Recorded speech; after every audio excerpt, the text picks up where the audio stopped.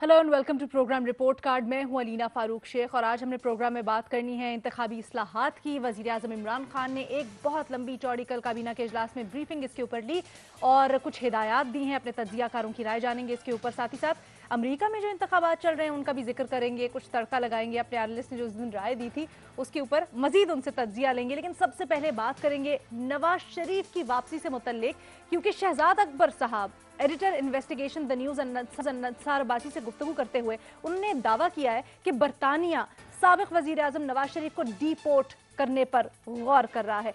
अब दावे तो बड़े किए जा चुके हैं, वज़रा की जानिब से बयान दिए जा चुके हैं, डेडलाइंस दी जा चुकी हैं, जनवरी फरवरी तारीखें भी दी जा चुकी हैं। लेकिन जब बरतानिया गौर कर रहा है इतने बड़े ऐलान के बाद शहजाद अकबर के, तो सवाल ये पैदा होते हैं कि शहजाद अकबर साहब इतने कॉन्फिडेंट कैसे हैं? क्या उनको कोई ठोस शवाहिद मिले हैं? क्या उनकी कोई बात हुई है, कोई राब्ता हुआ है? ना सिर्फ तज्जिया लेंगे बल्कि इंसाइट भी लेंगे अपने तज्जियाकारों से इसके ऊपर कि क्या चल रहा है हुकूमत के ऐवानों में और नवाज शरीफ की वापसी से मुतल्लिक क्या स्टांस अपनाए हुए है हुकूमत। जनाब, जो इत्तलात अभी तक हैं उनके मुताबिक शहजाद अकबर साहब ने द न्यूज़ को बताया कि नवाज शरीफ की वीज़े की मियाद रवा माह ख़त्म हो रही है और इस सिलसिले में जब उनकी बरतानवी हुकाम से बात हुई तो बताया गया कि इस तरह से कुछ पहले भी डिपोर्टेशन हो चुकी हैं बरतानिया से और नवाज शरीफ के सिलसिले को भी उसी कड़ी से जोड़ा जा रहा है और डिपोर्ट हो सकते हैं। तो क्या हो सकता है इस सिलसिले में? बुनियादी सवाल हमारा अपने एनालिस्ट से कुछ यूं है कि क्या हुकूमत नवाज शरीफ को वापस इस बार कामयाब होगी, हाँ या नहीं के ऑप्शंस हैं और ज़िमनी सवालात से हम इसको सपोर्ट करेंगे, पूरी सिचुएशन बनाएंगे, ताज़ा तरीन सूरत हाल क्या बन रही है। इरशाद भट्टी साहब आज हमारा साथ दे रहे हैं, हसन निसार साहब हैं हमारे साथ, वज़र अब्बास साहब हैं, शहजाद इकबाल साहब हैं और मुनीफ फारूक साहब भी हमें ज्वाइन करेंगे।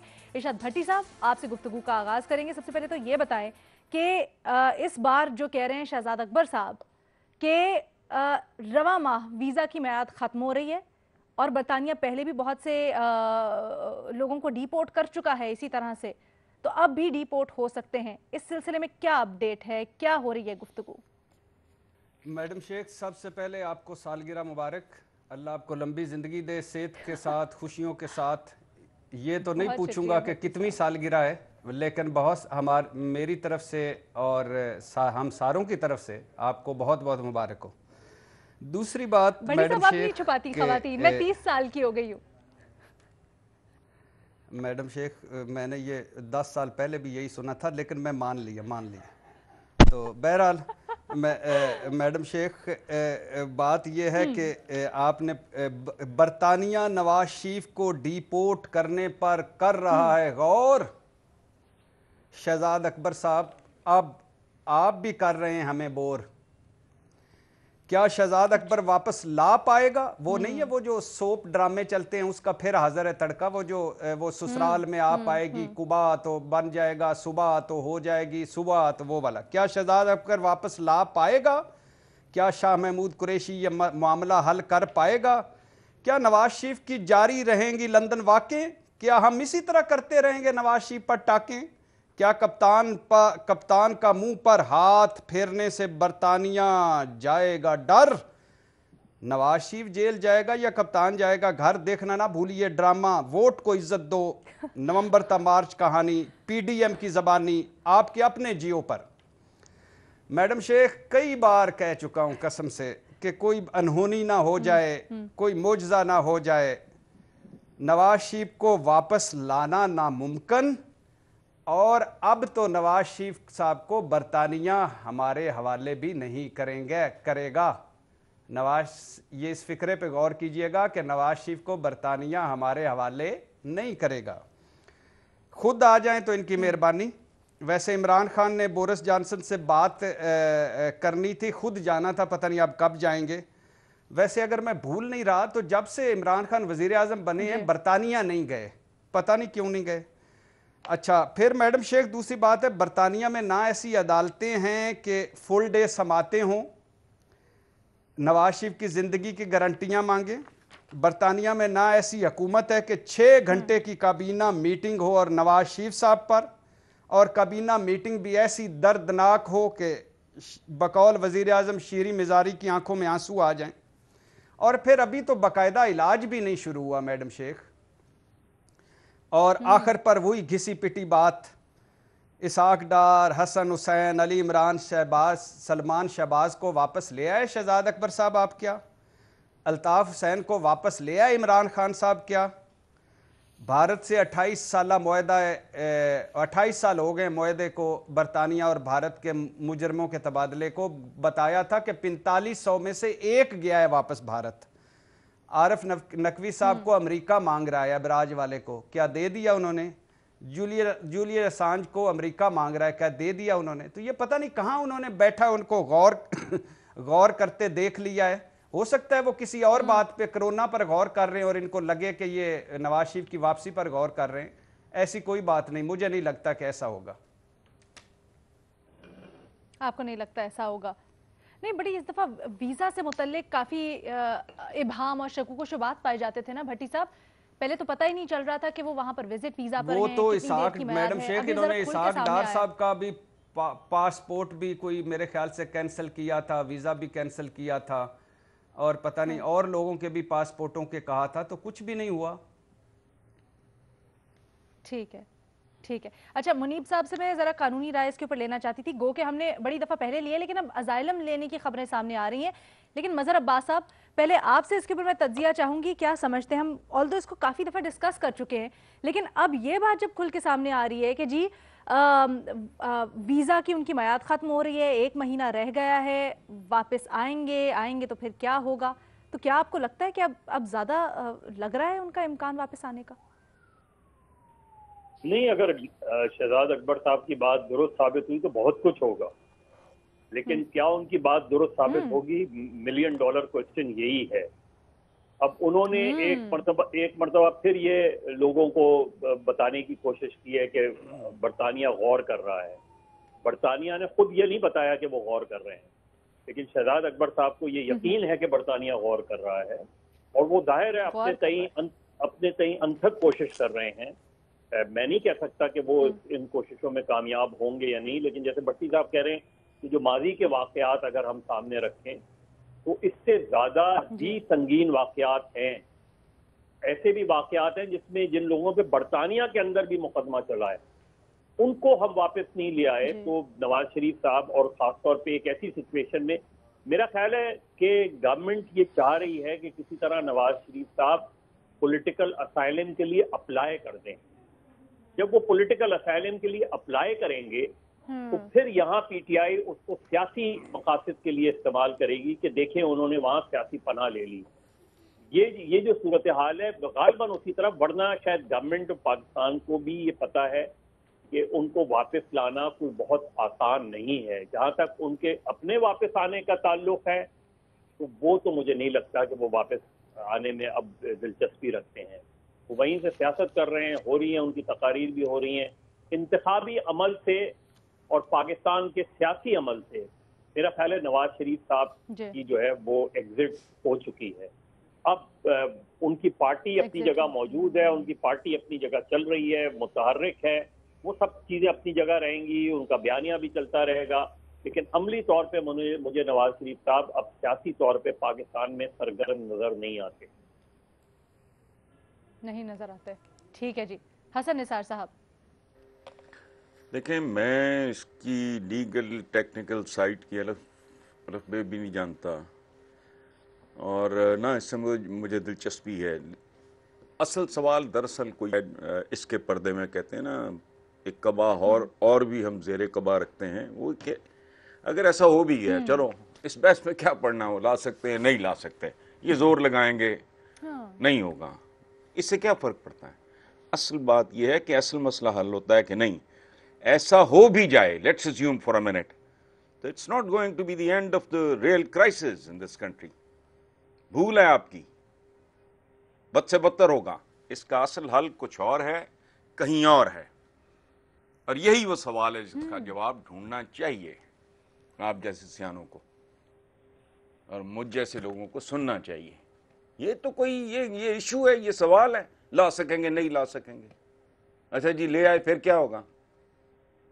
मिल भी गया तो फिर क्या होगा? लाखों मिलते देखे हैं, फूल भी खिलते देखे हैं, ये कहानी और है। चलें आप प्लीज प्रोसीड। खत्म हो जाएगा जो तमाशा लगा हुआ है इस मुल्क में, सवाल ही नहीं पैदा होता।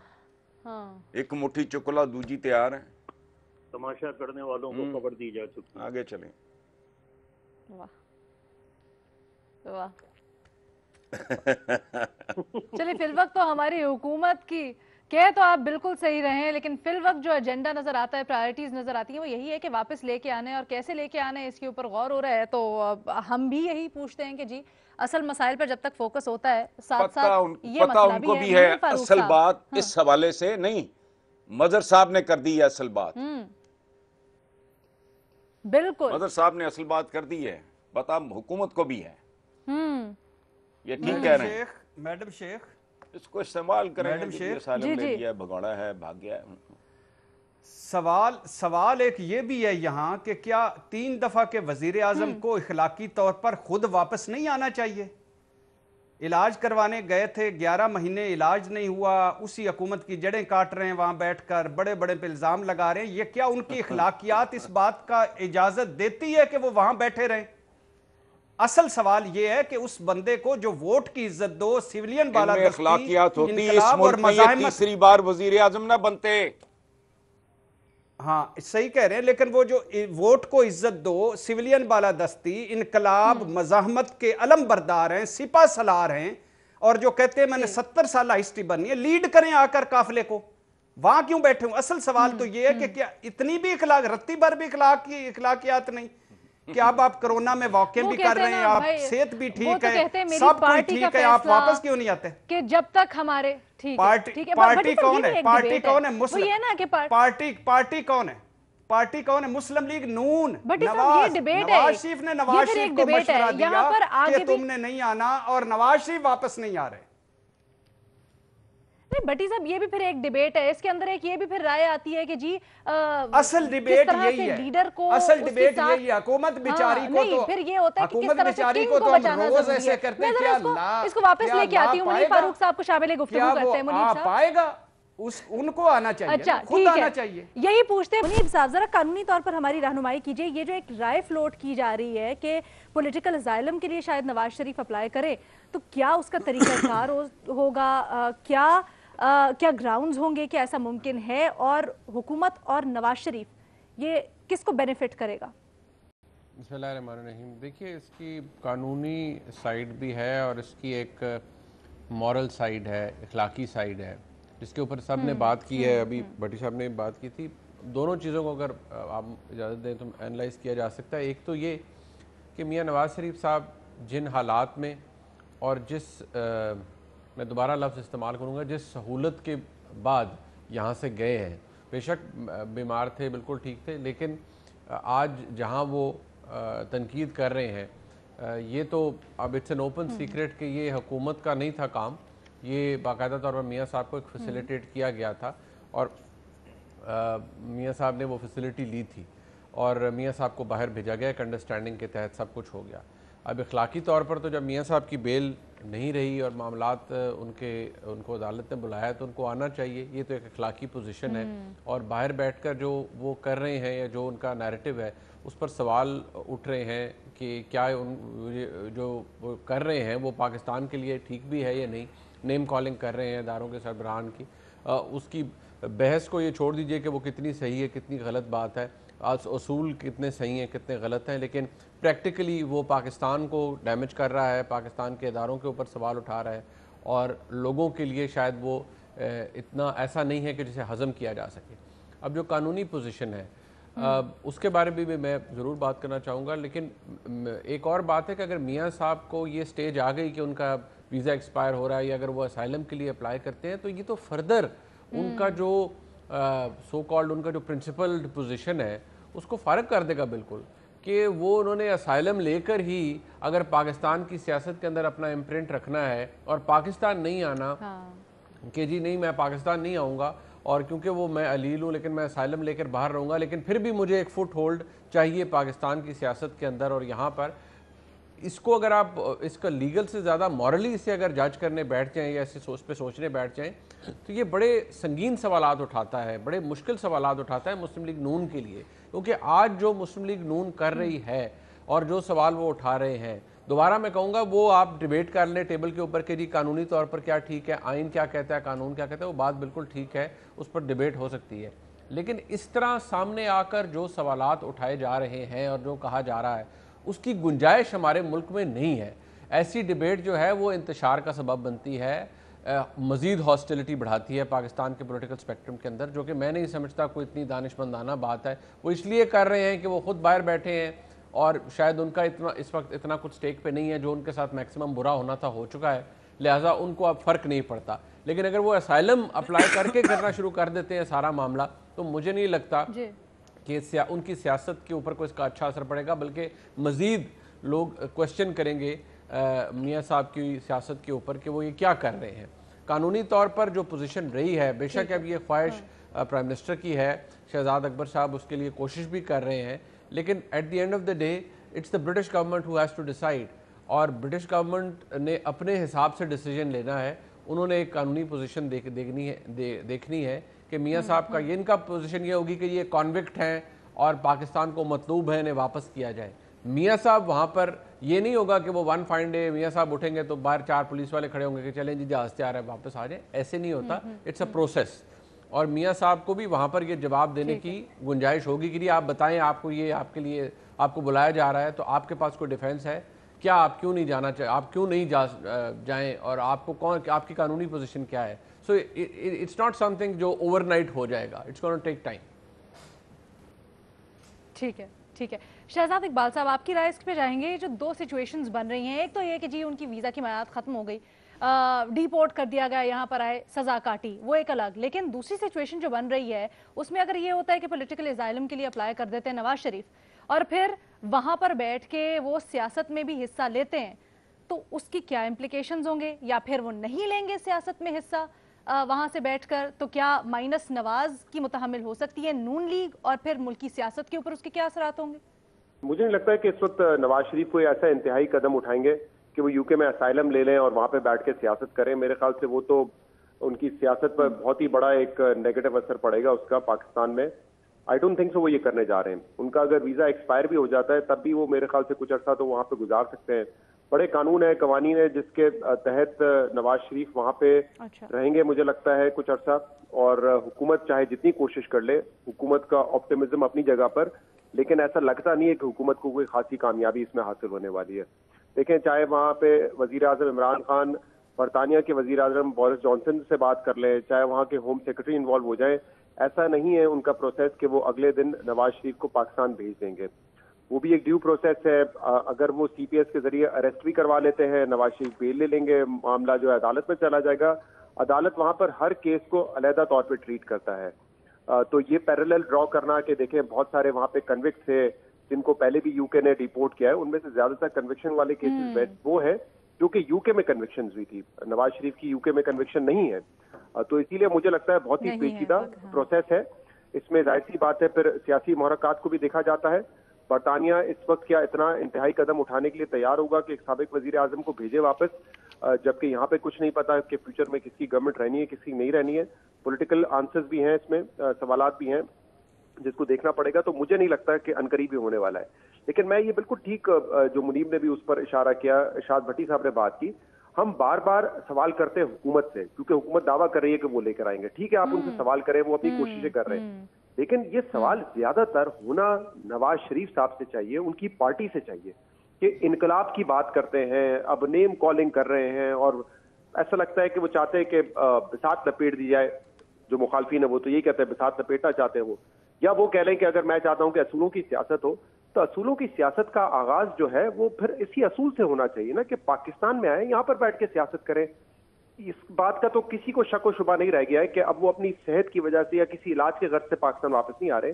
उन्होंने ये फैसला कर लिया है कि अब मैंने अगले कुछ टाइम जो है वो गुजारना है बैठ के बाहर, जब तक हालात साजगार नहीं हो जाते तो बाहर बैठ के सियासत करेंगे। तो मेरे ख्याल से सवाल हमें बार बार करना नवाज शरीफ साहब से चाहिए, उनकी पार्टी से चाहिए कि आपको जो मोहलत दी थी वो खत्म हो गई, आपकी बेल खत्म हो गई, आप बड़े बड़े दावे कर रहे हैं, इनकलाब लेने की बात कर रहे हैं, लेकिन आप बैठे हुए बाहर हैं। यहाँ पे जो दूसरे उनके पार्टी के रहनुमा बैठे हुए हैं, उनका लबो लहजा आप सुन लीजिए, बड़ा मुख्तलिफ है। क्यों मुख्तलिफ है? क्योंकि वो बरतानिया में नहीं मौजूद है। तो नवाज शरीफ साहब इसी बात का एडवांटेज दे रहे हैं। मरियम नवाज साहब बड़ी एग्रेसिव तकरीर कर रही हैं, वो भी नवाज शरीफ की हद तक नहीं जा रही क्योंकि वो पाकिस्तान में मौजूद हैं। तो नवाज शरीफ ने जो सियासत अब जो शुरू की है, जो उन्होंने एक रास्ता अपनाया है, उससे तो मुझे नहीं लगता कि वो इस वक्त आने की मूड में है। और इखलाकी तौर पे यकीनन ये उनकी एक बड़ी शिकस्त है और सवाल हमें बार बार मेरे ख्याल से उनसे ही करना चाहिए इस बारे में। जी ठीक है जी, यहाँ पर एक छोटा सा ब्रेक लेते हैं। हमारे तमाम पैनल की राय ये है बुनियादी सवाल के ऊपर कि नहीं जी, हुकूमत बादी नज़र में ऐसे लगता है कि कामयाब नहीं होगी, गो के शहजाद अकबर साहब दावा कर रहे हैं इसके बरखिलाफ। लेकिन सबसे इंपॉर्टेंट बात जो तमाम एनालिस्ट ने कही, भट्टी साहब, मुनीब साहब, मज़हर अब्बास साहब और शहजाद इकबाल साहब ने खुसूसन के इखलाकी और उसूली बुनियादों पर नवाज शरीफ साहब को अगर सियासत करनी है तो उनको वतन वापस आकर करनी चाहिए। इस पर ब्रेक लेते हैं, वापस आएंगे, इंतखाबी इस्लाहात पर बात करेंगे। इलेक्शंस का सीज़न है, आज अमेरिका में इंतखाबात की वोटिंग भी जारी है, वोटों की गिनती जारी है, तो वहाँ पर भी क्या अपडेट्स चल रही हैं वो भी जानेंगे। लेकिन मोर इम्पॉर्टेंटली पाकिस्तान में इंतखाबी इस्लाहात के लिए क्या किया जा रहा है, क्योंकि PTI और वज़ीर आज़म इमरान खान का ये मंशूर भी था इलेक्शंस में आने से पहले कि वो इंतखाबी इस्लाहात लेके आएंगे। खासकर सेनेट इलेक्शंस में जो हॉर्स ट्रेडिंग होती है उसका खात्मा किया जाएगा ओपन बैलेटिंग के जरिए। तो वज़ीर आज़म इमरान खान को कल वफाकी काबीना के इजलास में 40 मिनट तक आज़म सवाती साहब ने इससे मुतल्लिक ब्रीफिंग दी। वज़ीर आज़म को बताया गया सेनेट इलेक्शन में क्या हो सकता है, तजावीज़ बताई गई, इलेक्टोरल रिफॉर्म्स इन जनरल पर बताया गया, साथ ही साथ आई वोटिंग के हवाले से वज़ीर आज़म इमरान खान को बताया गया कि क्या प्लान तैयार किया गया है। वज़ीर आज़म ने हिदायत दी है कि 3 माह के अंदर अंदर इंतखाबी इस्लाहात का निज़ाम नाफिज किया जाए, जो भी इस्लाहात हैं वो की जाएं, और साथ ही साथ सेनेट के जो इंतखाबात हैं उनमें खुसूसी तौर पर ये जो कल्चर है वो ख़त्म होना चाहिए हॉर्स ट्रेडिंग का, इसलिए ओपन बैलेट होनी चाहिए। हमने अपने एनालिस्ट से आज ये पूछ, क्या वज़ीर आज़म के इस इकदाम से सेनेट से हॉर्स ट्रेडिंग का खात्मा मुमकिन होगा, हाँ या नहीं के ऑप्शन है सबके पास। मज़हर अब्बास साहब आपसे गुफ्तगू का आगाज़ करेंगे, लेकिन सबसे पहले US इलेक्शन का मैंने हवाला दिया तो उस दिन आपने प्रिडिक्शन की थी, कुछ वैसा ही हुआ। आज ट्रंप ने गिनती कंप्लीट होने से पहले ही सुप्रीम कोर्ट जाने का ऐलान कर दिया। तो मेरा ख्याल है वजीर आजम को अमरीकी इलेक्शन की रिफॉर्म्स के लिए भी एक पैकेज बनाना चाहिए, क्योंकि वहाँ भी जरूरत हो गई है इलेक्शन रिफॉर्म्स की। और जाहिर है वहाँ भी जिस तरह 2013 में यहाँ एक जो है ये कंट्रोवर्सी चली थी कि जी इलेक्शन नताइज का ऐलान जो है वो मियां नवाज शरीफ ने बहुत पहले कर दिया था, इसी तरीके से वहाँ भी आज ये हुआ है कि डोनाल्ड ट्रंप ने डिक्लेयर कर दिया है और ये भी डिक्लेयर कर दिया है कि बाकी जो जगहों पे वो हो रही है वो फ्रॉड है और मैं सुप्रीम कोर्ट जा रहा हूँ, और पता नहीं वहाँ नजरिया जरूरत के तहत जा रहे हैं या किसकी है। लेकिन इस पॉइंट पर जो इस वक्त यहाँ पाकिस्तान में सेनेट के हवाले से बात है वो बिल्कुल ठीक है। मेरा ख्याल है सिर्फ सेनेट के इलेक्शन में ही ओपन बैलेट नहीं होनी चाहिए, वजीर आजम और सदर के इलेक्शन में भी ओपन बैलेट होनी चाहिए। देखिए एक मतलब एक जनरल इलेक्शन होते हैं, उसमें जो सीक्रेट बैलेट समझ के जो है करोड़ों लोग उसमें वोट डालते हैं, वो सीक्रेट बैलेट फिर समझ में आता है। लेकिन एक मतलब मुंतखब होकर आप ऐवानों में पहुंच गए हैं तो वहाँ बिल्कुल भी कोई तुक नहीं है सीक्रेट बैलेट का। मेरा पहले पार्लियामेंट के अंदर जितने भी इंतखाब होता है, चाहे वजीर आजम हो, सदर हो, चेयरमैन सेनेट हो, डिप्टी चेयरमैन का हो, स्पीकर का हो, डिप्टी स्पीकर का हो, उन सब का इंतखाब ओपन बैलेट से होना चाहिए। मेरा ख्याल है ये इलेक्शन रिफॉर्म्स में बहुत अहम बात होगी। और पाकिस्तान में सबसे बड़ा मसला ही ये रहा है कि हमारे यहाँ प्रॉपर इलेक्शन रिफॉर्म नहीं है। दूसरा जो उसमें अहम नुकता है, मुझे नहीं पता जो आजम सवाती साहब ने ब्रीफिंग दी है वो भी कमाल है, लेकिन दूसरा अहम नुकता ये है कि इलेक्शन का सबसे बड़ा प्रॉब्लम इलेक्शन कमीशन के पास जो स्टाफ होता है वो सबके सब सरकारी मुलाजिम होते हैं, जो टीचर्स होते हैं, ये होते हैं। इलेक्शन कमीशन का अपना स्टाफ होना चाहिए, हजारों की तादाद में भले हों, लेकिन वो इलेक्शन कमीशन को अगर आपने पूरा इदारा बनाना है तो फिर वो आंसरेबल टू द गवर्नमेंट ना हो, वो उसका एक प्रॉपर तरीका होता है। क्योंकि ये जो सरकारी अफसरान होते हैं, खासतौर पर टीचर्स वगैरह, ये वल्नरेबल होते हैं, इनको आप बड़ी आसानी से जो है वो तरक्की करनी होती है। तो सरकारी अफसरान को तो बिल्कुल भी इलेक्शन का काम नहीं होना चाहिए उनके पास। इलेक्शन कमीशन का अपना पूरा स्टाफ होना चाहिए। तो मेरा ख्याल है हमें भारत का इलेक्शन कमीशन का की रिफॉर्म्स हैं उससे आना चाहिए, वो इंतहाई इफेक्टिव हैं। उसी तरह का इलेक्शन कमीशन हमारे यहाँ भी होना चाहिए, उसी तरीके से जो लॉज हैं वो एग्जीक्यूट होनी चाहिए। लेकिन इस सेनेट के इलेक्शन के हवाले से जो अब रिफॉर्म्स करने जा रहे हैं दुरुस्त है और इसको सपोर्ट करना चाहिए। अच्छा मजहर अब्बास साहब, क्योंकि आपने सजेशन दिया, इसके ऊपर थोड़ी सी एक सवाल है मेरा, ये अगर साफ रखती है इलेक्शन कमीशन अपना, तो ये बड़ा कॉस्टली नहीं हो जाएगा मैनेज करने के लिए? देखिए, आप वैसे कहाँ कहाँ पैसा खर्च करते हैं? आप करते हैं जब आप इनको भी तो आप पैसे देते ही है ना, वो भी गवर्नमेंट पैसे देती है जी, गवर्नमेंट ही तो पैसे देती है इलेक्शन, वो अलग इलेक्शन स्टाफ जो चाहे टीचर्स हो कोई भी हो, लेकिन फिर वो कंप्लीटली उसकी तरह ट्रेनिंग करेंगे, उसकी तरह प्रॉपर ट्रेनिंग करेंगे, फिर वो अगले इलेक्शन तक आप 4-5 साल आपको मिलते हैं, उनको पूरा तैयार कर सकते हैं आप, उनका टेन्योर हो, उसको तैयार उनको करते हैं, ठीक है, हाँ। चीजें उसके अंदर वो सारा जो ग्रेड्स होते हैं वो उसके अंदर शामिल हो, और उसी प्रोसेस में निकल के लोग फिर मेन इलेक्शन कमीशन तक आते हैं, इलेक्शन कमिश्नर बन सकते हैं। अभी तो आपने बिल्कुल दिया हुआ है कि जो गवर्नमेंट खुद अपॉइंट कर देती है, चले आपने 18वीं तरमीम के बाद leader of the house, leader of the opposition कर लेते हैं, उसका एक प्रोसेस है। लेकिन अगर पूरा इलेक्शन कमीशन एक पूरा इदारा होगा और उसके अंडर सारे लोग होंगे तो उसका लॉन्गर टर्म में आपको बहुत फायदा होगा। ठीक है, हसन निसार साहब। अच्छा, मैं पहले एक बात कर लूँ माजरत के साथ कि गुज़श्ता सवाल के हवाले से मैंने अपने तमाम दोस्तों को मुत्तफ़िक पाया और मेरा वे ठीक भी है। इनके जवाबात सुन के एक ख़ास हवाले से मैंने अब फ़ैसला किया है कि मैं नवाज़ शरीफ की 40 साला सियासत में वो मरहला ढूंढने की कोशिश करूँगा जहाँ इस आदमी ने आला अखलाकियात का सबूत दिया हो। मेरी पूरी कोशिश होगी कि मैं कम अज़ कम कोई एक वाक़या ऐसा जैसा जहाँ इन्होंने आला अखलाकियात का, किरदार का और मरन इस तरह की बातों का सबूत दिया हो। तो इस उम्र में कहते हैं कि आते सरों के साथ जाती हैं, अल्लाह करे चली जाए, और ये आला अखलाकियात वगैरह का ये मुजाहरा करें। अच्छा, अब जो आपका सवाल है इसका तो मेरा ख्याल है शाफी जवाब दे दिया है मदर साहब ने, लेकिन मैं एक और बात अर्ज़ करूँगा कि जिस तरह के हम ये शॉर्ट टर्म और इस तरह के छोटी छोटी हरकतें करते हैं ना, टांके लगाते हैं, बखिया गरी करते हैं, रफू गरी करते हैं, बुनियादी तौर पे सवाल आपका क्या है कि इनकी अखलाकियात पे आ गया, फिर वो इनकी अखलाकियात इम्प्रूव कर जाएगी, ठीक है। अच्छा, आप अगर ना वो बैलेटिंग जिसकी आप बात कर रहे हो, तो मेरा ज़ाती ख्याल ये है कि इस लेवल पे इस तरह के मामलात में इस तरह की लानतों का खात्मा सिर्फ बदनीयती के खात्मे से मुमकिन है। अदरवाइज़ ये डिफरेंट एक अरेंजमेंट्स है, करके देख लो। हमारे पुराने सियाने कहा करते थे कि 2 पैरों वालों की राखी यानी रखवाली तो हो सकती है, 4 पैरों वालों की, 2 पैरों वाली नहीं हो सकती। ये इस तरह के इंतजाम आप कर लेंगे, ये मसनूई होंगे, जाली होंगे। जो कैरेक्टर बिल्डिंग है, ध्यान अगर उस तरफ चला जाए, ये भी कर लें आप। मदन साहब ने जो कहा वो ठीक बात है, एग्जैक्टली। अल्लाह आपका भला करे। मैं बड़ी देर से जो पीट रहा हूं कि भाई तुम्हारा चैलेंज ये इक्तसादी पता नहीं क्या तारीख पढ़ते हैं, नहीं पढ़ते, क्या करते हैं, क्या सोचते हैं। अखलाकी तौर पे अगर आपने बिल्ड करना है तो किरदार साजी करनी होगी, अदरवाइज ये हेरा फेरी है। ये पहले भी कई इस तरह के जुगाड़ लगा के देख चुके हैं, अब भी देख लें। So it doesn't really make any difference मेरे नजदीक। हाँ जी, डिस्कशन जारी रहेगी एक ब्रेक के बाद।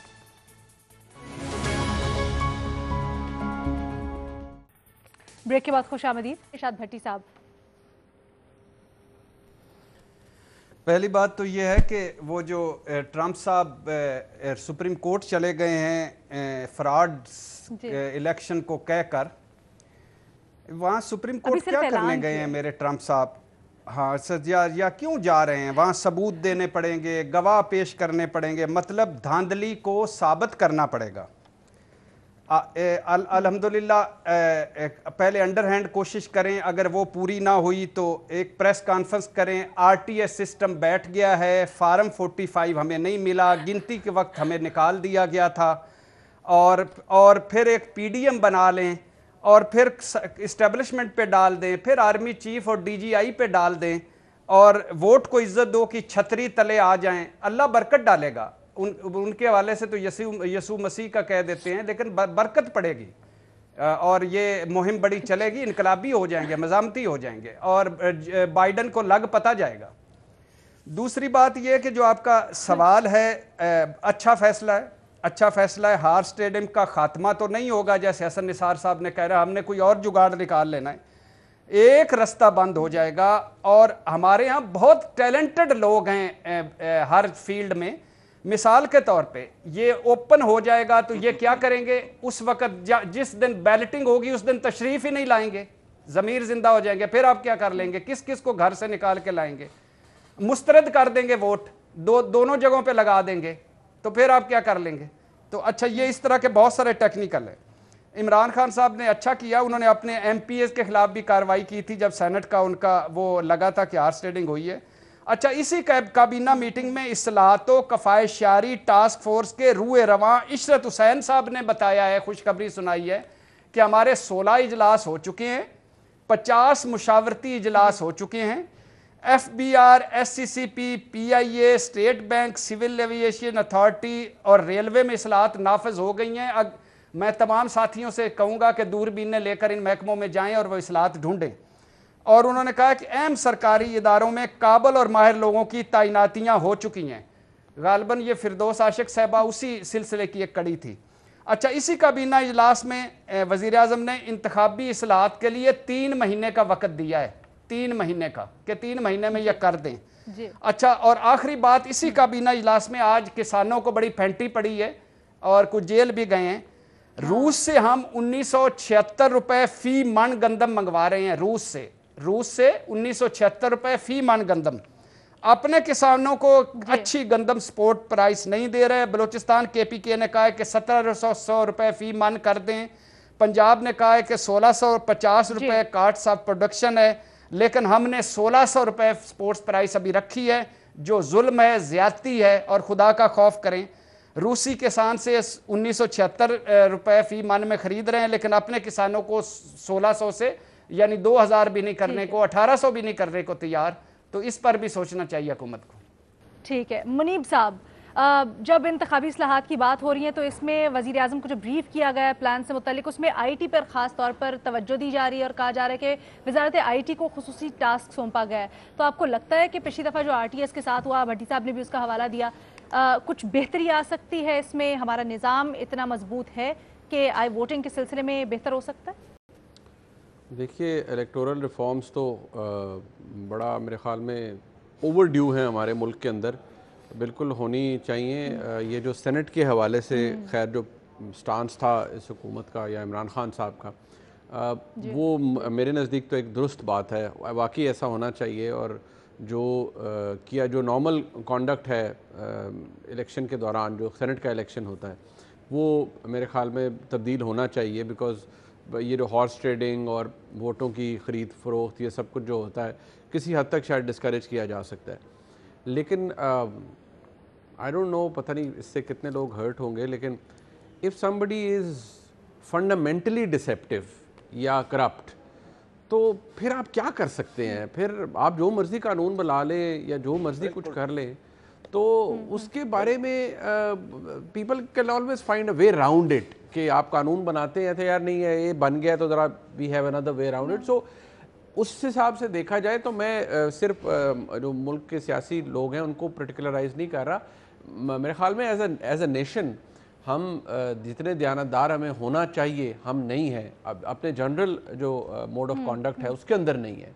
चाहे हम किसी बैंक के बाहर बिल जमा कराने की कतार में खड़े हुए हों, या हम किसी जगह वैसे क्यू अप हो रहे हों, किसी जगह बैठे हों। अगर आपने देखा होगा ना, फेसबुक पे बहुत सी चीज़ें शेयर हो रही होती हैं कि जैसे मुआशरों के अंदर होता है कि नहीं किसी जगह ट्रैफिक ब्लॉक है, सो बड़े लोग इस तरह जैसे ही कोई पता लगता है कि एम्बुलेंस आ रही है तो खुद रास्ता देते हैं कि यार वो इस तरह से पार्क करते हैं इवन इन ट्रैफिक जैम्स के लिए एम्बुलेंस गुजरे या कोई इमरजेंसी व्हीकल है तो वो गुजर जाए। इसी तरह यहाँ पर भी है कि अगर आपने बस सोच ही लिया कि फ्रॉड लगाना है, ठगी करनी है इस काम में, सो आप कानून बनाते जाएं, हम तोड़ने के लिए नए तरीके निकालते जाएंगे। So they can always find a way around it. वो मैं उसके बारे में क्या कह सकता हूँ। ठीक है शहजाद इकबाल साहब, आपकी इस मामले पर क्या राय है? क्या आपको लगता है हॉर्स ट्रेडिंग रोकने के लिए ओपन बैलेट एक अच्छा तरीका है, या फिर जहां पर करनी होती है जिन्होंने अपनी वफादारियां बदलनी होती हैं, दे विल फाइंड अ वे? नहीं, मेरे ख्याल से बहुत हद तक फर्क पड़ेगा, क्योंकि देखें इस वक्त मसला ये है कि सीक्रेट बैलेट होता है, और ख़ास तौर पे बलूचिस्तान असेंबली और बहुत हद तक केपी असेंबली, क्योंकि वहाँ पर बहुत कम आपको एमपीएस चाहिए होते हैं एक सेनेटर इलेक्ट करने के लिए। गालिबन बलूचिस्तान में 2 या 2.5 नंबर आता है, तो उसके लिए बड़ा आसान हो जाता है वहाँ पे हॉर्स ट्रेडिंग करना। पंजाब क्योंकि बड़ी असेंबली है, ज़्यादा एमपीएस दरकार होते हैं आपको एक सेनेटर इलेक्ट करने के लिए, सिंध में भी यही है, तो वहाँ मुश्किल हो जाता है। लेकिन जहाँ पे आपकी कम तादाद है एमपीएस, वहाँ पे तो हर इलेक्शन में हमने देखा है कि ये शोर मचता है। खुद इमरान खान और परवेज खटक जो है इस चीज़ के विक्टिम होने वाले थे 2015 में, जब उनकी पहली हुकूमत थी केपी में, और उस वक्त उन्होंने भी जिस तरह की स्ट्रेटजी अपनाई थी ताकि वो इससे बच सके। तो ये तो मेरे ख्याल से अगर आपने सेनेट बनाया इसलिए कि आपकी सूबाई रिप्रेजेंटेशन इक्वल हो, और जो आपके एमपीएस हैं जिस पार्टी के हैं वो अपना ही सेनेटर इलेक्ट करें, अगर आप चाहते हैं कि इसी असूल के साथ हो, इसी कैलकुलेशन के साथ हो, तो फिर आपको ये करना पड़ेगा तरीका, सीक्रेट बैलेटिंग खत्म करनी पड़ेगी, ताकि ये हॉर्स ट्रेडिंग जो होती है, और करोड़ों रुपया लगता है, और सिर्फ अलीना इसमें करोड़ों रुपए की बात नहीं है। किस किस किस्म के वाकयात हमारे सामने आते हैं कि अपनी कस्में खाई जाती हैं, अपनी शादी की कस्में खाई जाती है कि अगर हमने जो है किसी और को वोट दिया तो हमारी शादी टूट जाए। मतलब आप सोच नहीं सकते, कुरान पे हाथ रखवाए जाते हैं, मतलब किस किस्म की पता नहीं सियासत चल रही होती है। तो अगर कोई ऐसा तरीका है, शो ऑफ हैंड से कर लें या ओपन बैलेटिंग हो, जो भी तरीकेकार हो, उससे अगर ये आसानी हो जाती है तो मेरे ख्याल से आगे बढ़ना चाहिए। फिर भी हमारे यहाँ तरीकेकार तो कोई ना कोई शायद निकल आए, लेकिन बहुत हद तक इसमें कमी आएगी। बहुत हद तक इसमें कमी आएगी। हम इसी के ऊपर क्विकली साइन ऑफ करेंगे। कल आपसे मुलाकात होगी नए सवालात के साथ।